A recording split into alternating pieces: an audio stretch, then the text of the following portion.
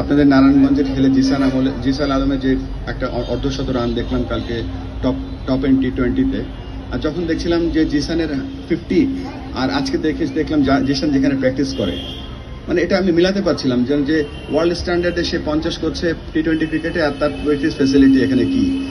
জাহাঙ্গীর খুব প্রাউড করছিল যে আমার এখানে 3টা উইকেট আছে। যখন একটা কোচ যখন জেলা খুশি হয়ে যায় অনলি 3টা উইকেটে, তারপরে এই জিসানদের মতো প্লেয়াররা যখন এখান থেকে উঠে আসে বা রনি তালুকদার মতো প্লেয়ার এখানে উঠে আসে, এটা বলবো অনেকটা ভাগ্যের ব্যাপার। এখানে 3টা কেন, এখানে 30টা উইকেট থাকা উচিত।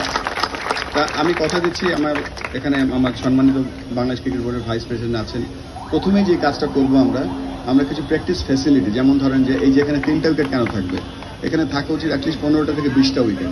সো সেই চেষ্টা আমরা করব 1 নম্বরে।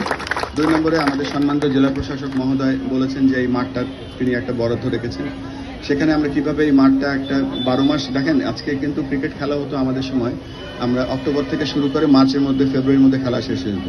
এখন 12 মাস ক্রিকেট খেলা হয়, এবং 12 মাস ক্রিকেট খেলার জন্য মাঠটা যেন উপযোগী থাকে সেই চেষ্টা আমরা করব, এবং এই রিপোর্টটা আমরা আমাদের যে cricket grounds and facility department আছে সেখানে আমরা গিয়ে বলবো।